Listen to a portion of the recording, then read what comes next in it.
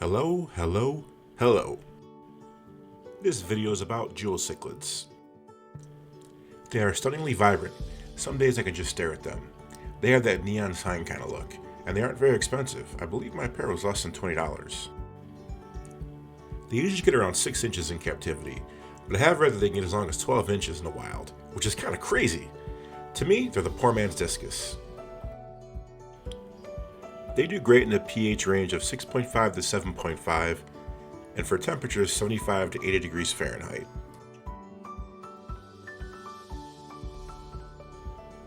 They can be a very aggressive fish. From my personal experience, I would not mix them. And if you do, make sure there's plenty of hiding spots. And I recommend sand, as these guys like to dig a lot. I would not recommend plants unless it's like maybe a Nubius, Java fern, something very durable, as all the plants I've had in the tank outside of those have been destroyed. And as far as size of the tank, mine are currently a 20-gallon high, which is pretty sufficient. For diet, they are super easy. As omnivores, they accept almost anything. I feed mine flakes, mysis shrimp, bloodworms, and krill.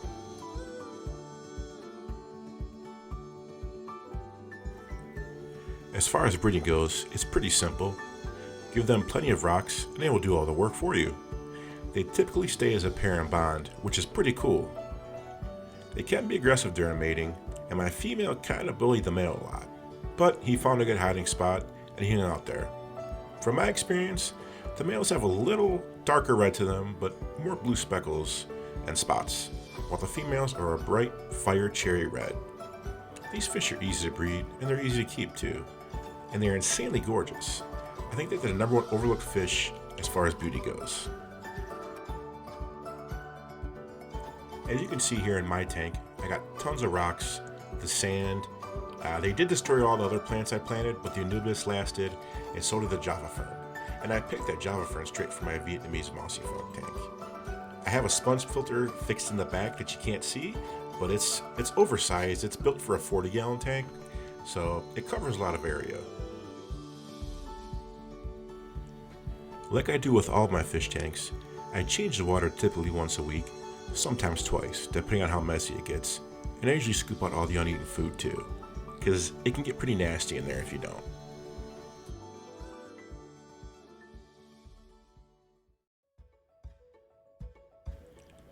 Speaking of breeding the fish, as you can see in the back on that rock, there are some eggs.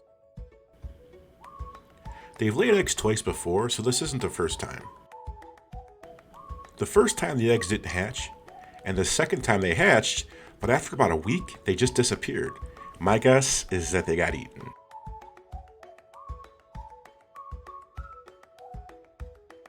It's kind of hard to see, but the newly hatched fry are beneath that green stem. They're kind of blurry. And this is mother guarding them. If you look closely, you can kind of see there's a blur right beneath her chin. Those are the fry. I don't know what happened to the fry last time around.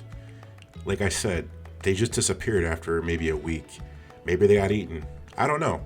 It kind of sucked because I was really excited for them.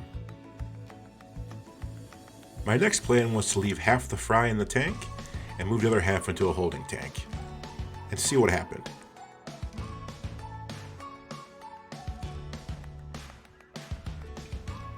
And here are the little baby fish, swimming finally after absorbing their yolk sac. At this stage, they don't really eat much. They kind of just nibble at things that fall to the bottom of the tank. They don't really eat the fish food like the parents eat it.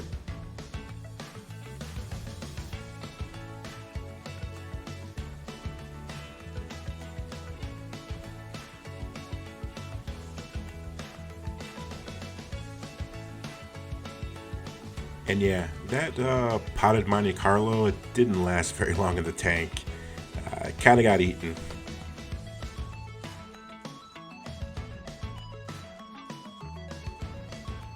What was pretty cool is at certain times, Mama would dig a hole in the sand, like a little pit, and would herd the babies to them and kind of protect them there. And she would move the pit around the tank many times.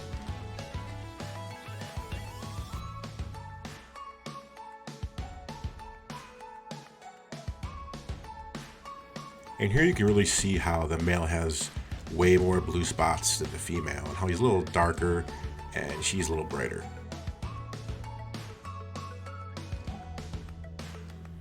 So after maybe about a week, I moved the fish into their own 10-gallon holding tank.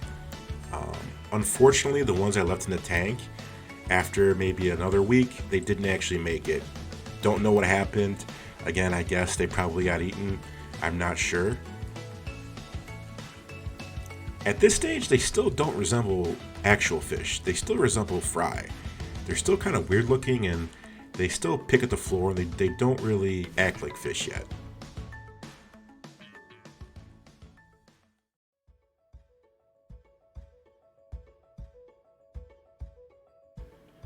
And as you can see here, mother's still guarding the fish in the other tank. And she's keeping an eye on the ones in the other tank too. For filtration, I just use a sponge filter, as you can see in the back. It works great with the small fish, it won't suck them in, and it does a great job of making the tank clean. The bottom floor of the tank looks kind of dirty, but it's just dried up old algae from the sponge filter. It's an old sponge filter, so when I set the tank up, the algae went everywhere. It's harmless. At this stage, we're at about 3 to 4 weeks, and the fry actually start resembling fish now. They have a full body, and they will eat food from the top of the tank from time to time. They still spend a great deal of their time schooling and picking food off the floor, but it is nice to see them go at the top of the tank.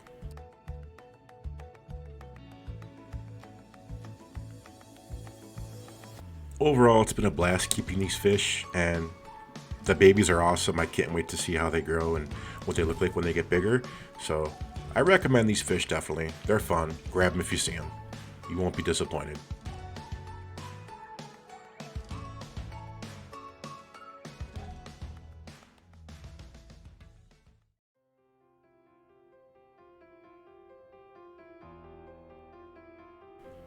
So this snake I got off of Dave Palumbo from Palumbo's Pythons.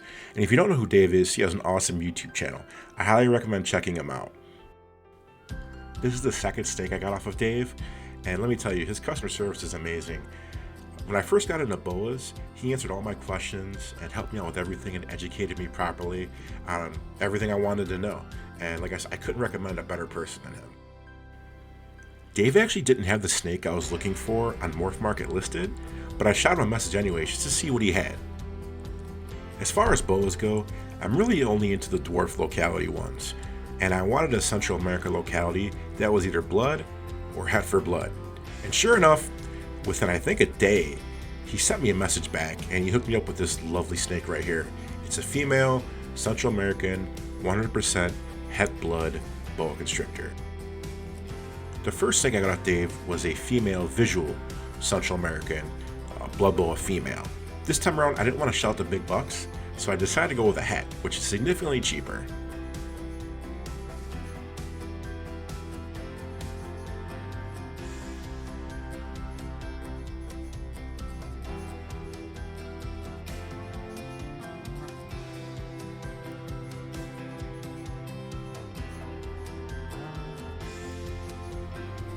And this is just an absolutely beautiful snake.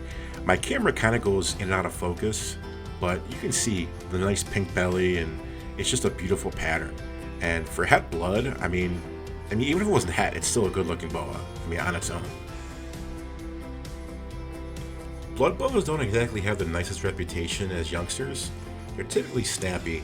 I'm not sure how it works with hets, but this one was surprisingly calm, and it was probably just afraid. It didn't snap at me or anything like that. It was pretty calm. She's a great eater. She never turns down a meal. She's never once been aggressive with me. Always has perfect sheds. She's just a perfect snake, I guess I would say. I couldn't ask for a better animal. And that'll wrap up the video. Hope you enjoyed it. I'll leave Dave's link in the bio. And until next time, I'll see you later.